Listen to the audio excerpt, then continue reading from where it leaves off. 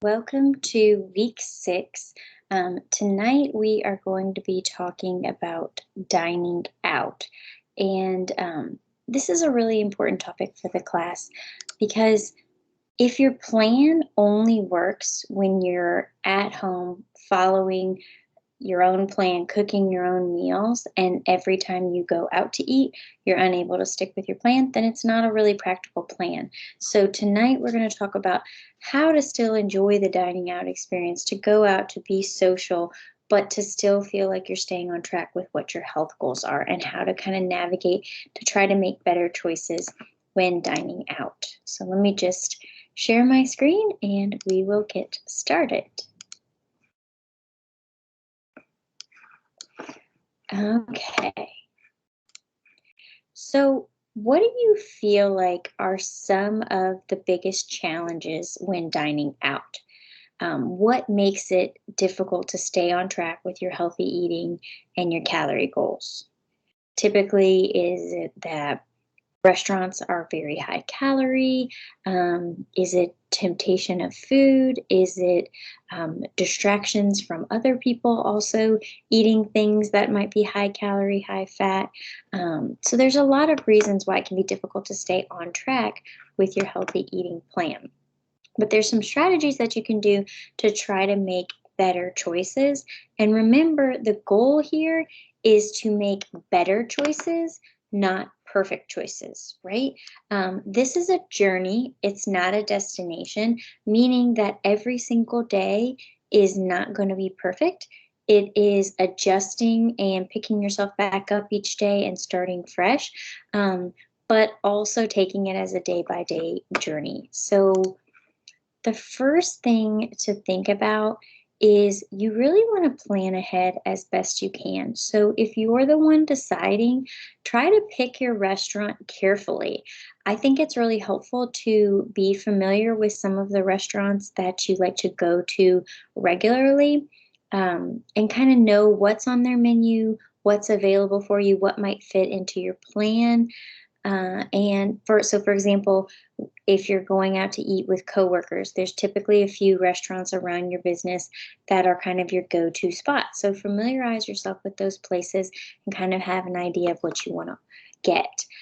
If you're choosing the restaurant, think through what places might have things to offer that you feel like might fit in your plan.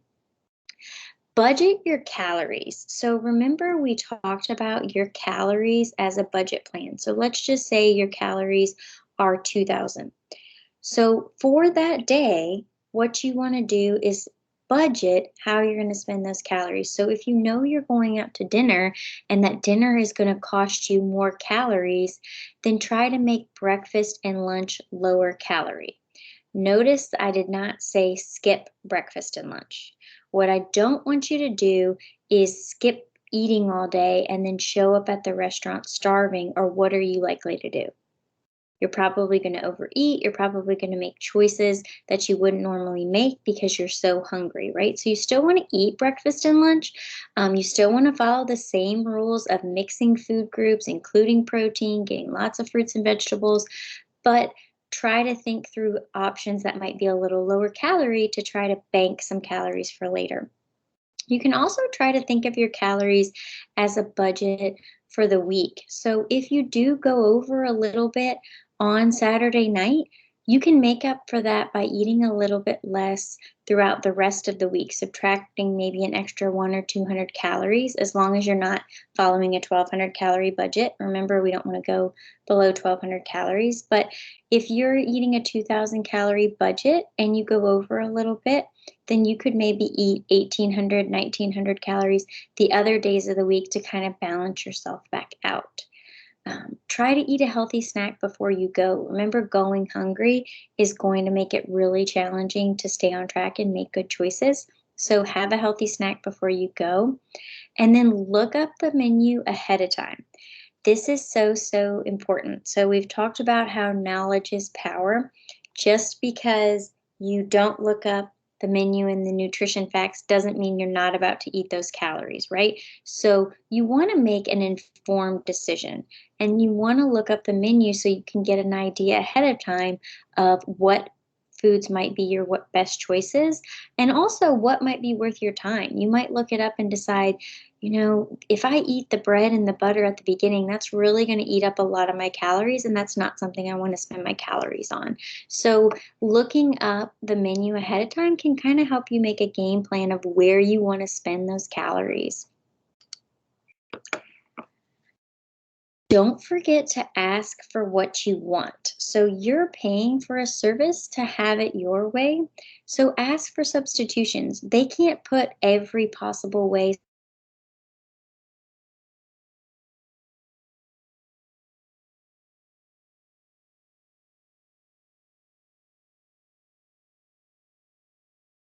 You can ask to substitute the side. If it comes with French fries, maybe ask for a vegetable as the side option. Maybe ask them not to include the butter. So think about ways you maybe want to substitute items to help cut back a little bit.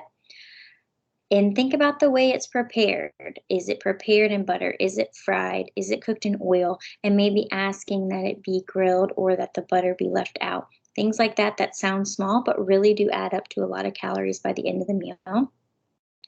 Just because it's not on the menu doesn't mean it's not an option. So if you see something, there might be a version of it that maybe isn't listed that you could ask for. So, for example, let's say you wanted to get a salad with grilled chicken on top and you don't see that as an option. You could probably ask for a house salad and a piece of grilled chicken, and they can make you that same salad you were going for. And then get all your condiments on the side. This will really help save you a lot of calories. Ask for your dressings on your salads on the side. Ask for your butter, your sour cream, even your cheese, things like that on the side, where you can control how much you're putting on, because you're going to put on a lot less than they're going to put on. And this can really help you save up some calories. Try to remove temptations wherever possible. So, one of the challenges is the environment and how it impacts our eating habits. So, if there's things like complementary foods, appetizers, bread, nuts, things that are hitting the table before your food is hitting the table, those can be big temptations and a lot of calories before you actually eat your meal that you accounted for.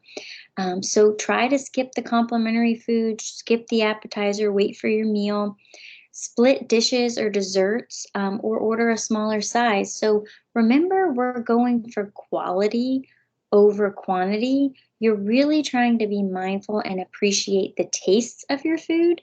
So if by splitting a dessert or splitting a dish, you can still enjoy that taste without adding on a bunch of extra calories, and you're not left feeling deprived. Um, Ask for a to go box right away. That way, as soon as you're finished, you can put some of your food in, or you can go ahead and half your food at the beginning of the meal and put it in your box.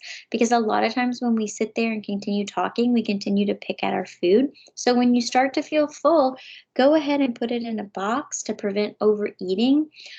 Or as soon as you are finished and finding yourself full, ask for your plate to be removed, put a napkin over your plate, anything to kind of help prevent the temptation of continuing to pick while you are continuing to socialize. Remove advertisements for drinks and foods. They like to put the complimentary, like the dessert options, the beverage options, things like that on the table. Push those to the side. If other people are ordering appetizers, try to keep them on the other end of the table, or get yourself a small sample and then move it to where it's out of reach for you. So, as best you can, try to make it easier on yourself by reducing temptations. Choose your food carefully. Look up your nutrition facts ahead of time so that you can make informed decisions. Pick your cheat. So think about the 80-20 rule, where 80% of the time we want to be making our best choices, and 20% of the time is where we maybe put our higher calorie, more kind of cheat foods. And it is important to allow yourself a little bit of foods that are higher calorie, higher fat, because that's how you find that balance. You don't want to be so restrictive that you feel like you can never eat something, right? But decide what that's going to be instead of making it the whole meal. So, for example, let's say you decide that you would like to get a steak, okay? Instead of getting a steak with a loaded baked potato and macaroni and cheese, maybe decide, okay, the steak's going to be my higher calorie food. So, I'm going to get a house salad and the steamed broccoli as my sides. So kind of pick and choose what is worth your calories. If you decide that you want to have a dessert, you can do that, but you need to figure out where in the meal you're going to trim calories to budget for that dessert. Don't forget that you can save yourself some calories by watching things like the sauces, the condiments, and the fats. So let's just take a look real quick at a menu and kind of get an idea of how navigating the nutrition facts can really help you make better choices. I picked a random chain restaurant. Okay, this is not to pick on this restaurant. I just tried to pick something that everyone maybe has eaten at or would be familiar with, just to kind of give us an idea.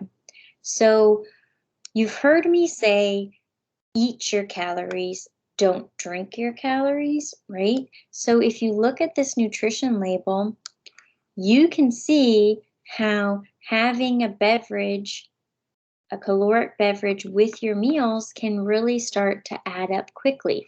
So let's just say you get a glass of lemonade with your meal, but then during your meal, you end up having 2, 3, 4 glasses.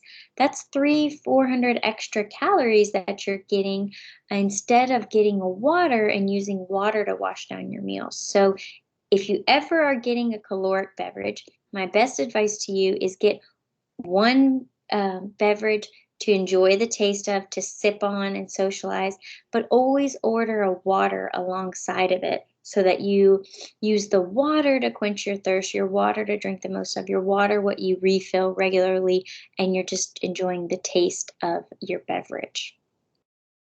Okay, so you can kind of start to look down the menu and you can see how looking up the nutrition facts and portion sizes really matter. So if you look at these ribs, they're all 14 to 1500 calories, which is a lot. But if you get a half rack, just by halving it and portioning it out, you're cutting your calories in half. So even though 700 calories might still be a little on the higher side in terms of calories, you could pair that with other lower calorie foods.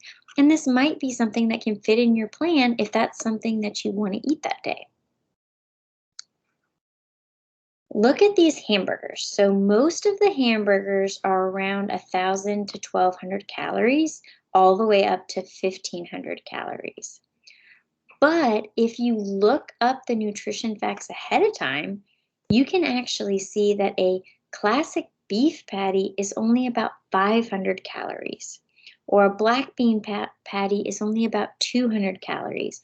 So by ordering the plain burger and customizing it yourself, you can drastically reduce those calories as opposed to buying one of their pre-made hamburgers. So this is where the ask for it your way can be really important.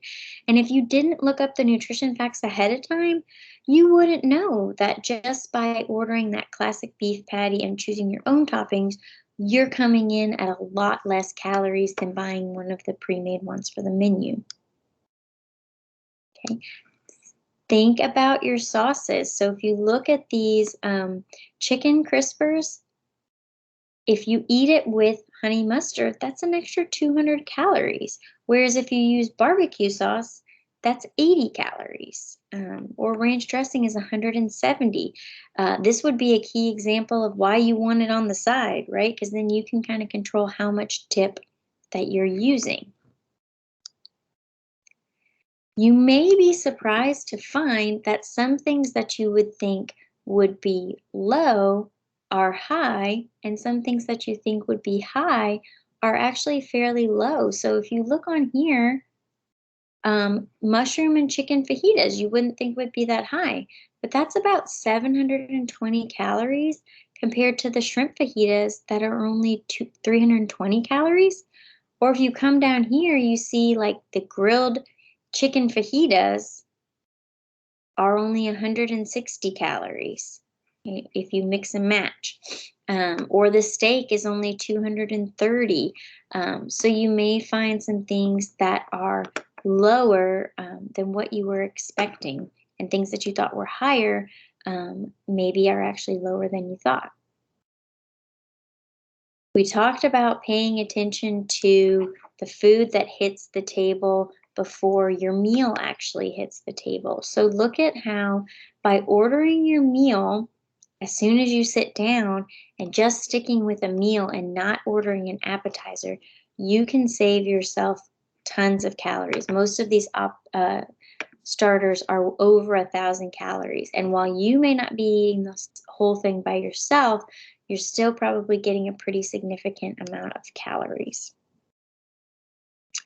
A lot of restaurants now have a lower calorie option. So this is why it's important to check, because you see this fresh mix that sounds like something that might be lower, but when you actually look, the hamburgers are actually less calories than the fresh mix section.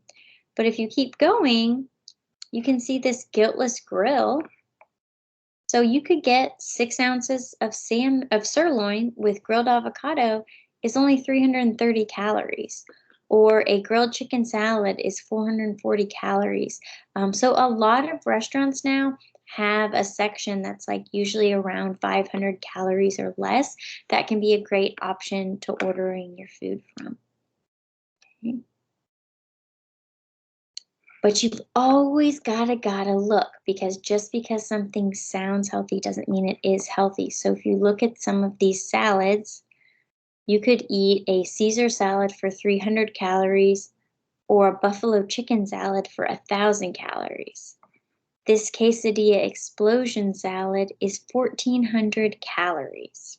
So this is where you can kind of start to get creative. Let's say you did want to have a salad. If you ordered like a house salad and then asked for chicken on top or shrimp on top, something like that, you're going to come in a lot lower than some of these pre-made salads that are all pretty high. And keep an eye on those dressings. So typically we think that the creamier dressings like your ranch and your Thousand Island are going to be your higher calorie, but you really have to read the menu, because what you can see is that something like this honey lime dressing is actually pretty high compared to the ranch dressing, which is a little bit lower.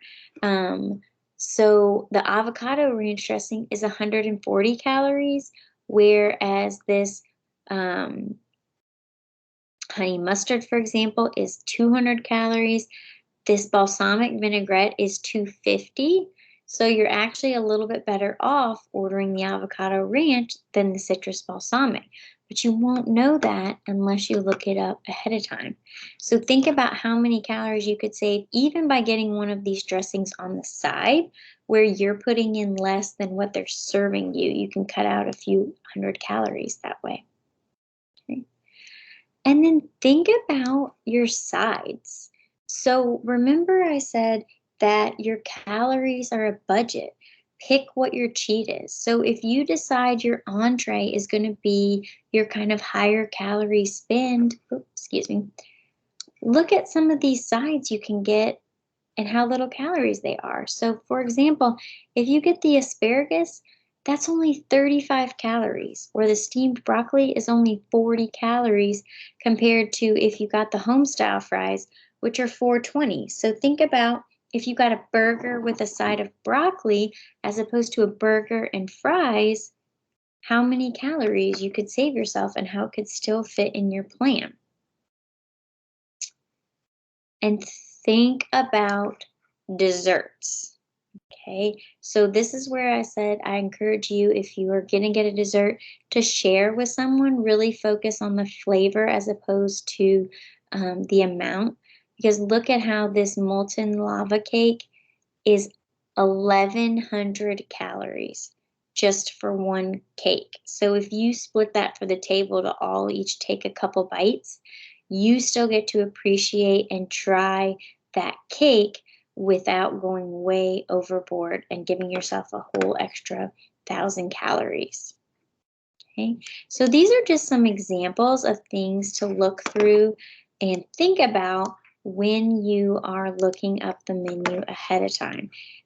If it is a local restaurant whose menu is not online, try to look up something that's comparable. So, for example, let's say you're going to go to an Italian restaurant. You could look up something like the Olive Garden and find some pasta dishes to kind of give you a baseline of what you think the nutrition facts are, and use that as your guide. So, all your chain restaurants, all your fast food, those are going to for sure have the nutrition facts online. And like I said, if it's somewhere small and local, just look up something comparable, or meals that are comparable to kind of give you a baseline of where you'll be with your calories. You can use these same tips for fast food. It's not just for dining in. So think about, if you're going to be stopping for fast food, what places have some options that you like that are lower calorie? Plan ahead, have an idea of where you're going to go. Um, Ask for what you want, ask for substitutions, ask for things to be left off, take the mayonnaise off, take the cheese off, things like that. Take charge of what's around you. So, we talked a lot in one of our previous classes about distracted eating, right? So, when you're ordering from fast food, try to maybe take it home and then sit and eat it instead of eating it in your car where you're just kind of mindlessly eating. Um, know what you're going to order before you get there so you're not tempted by what you see. And then choose your foods carefully. So know your menu, know your nutrition facts so you can make an informed decision. Because at the end of the day, we all have a budget. We all have a certain amount of calories that we get to use, and we get to choose how we spend it. So if you want to spend it on something very high calorie, you can do that. That's the great thing, is you have flexibility in your plan. But you also need to be smart with your calorie budget and decide, well, what really is worth my time? What tastes good versus what am I maybe just eating because it's here? Listening to your body. Is your body actually hungry? Um, Really kind of focusing on enjoying those foods, appreciating the flavors instead of going for quantity, and as much as you can get. Okay. And then the same thing can be applied too to events, traveling, parties. How are you planning ahead? What are you thinking as far as food? What can you do when you're there? If you're at a party, don't hang out in the kitchen. Don't stand around the food table. Go out in the backyard. Things like that. And they really do pay off and help you kind of only eat because you're hungry and paying attention to your body signs as opposed to kind of mindlessly munching. And then just choose your foods carefully. We all have a budget, so it's up to you to decide how you want to spend it. So I hope this will help you stay on track as you dine out, but also help you feel like you're on a plan where you can plan for things that you want to eat, things you want to partake in, and figuring out how to budget to allow for that so that you're not getting too restrictive, and then you want to quit, right? Remember, this is not a diet, nothing's off the table, but you have to be smart and think about what is really worth my time. What do I want to spend my calories on? And how can I balance that out with some of those lower calorie, high nutrition foods that we've talked about in some of our other classes? So I hope that you found this lesson helpful. I'm excited to hear about how you use this with your next dining out experience. And we will see you next week for week 7.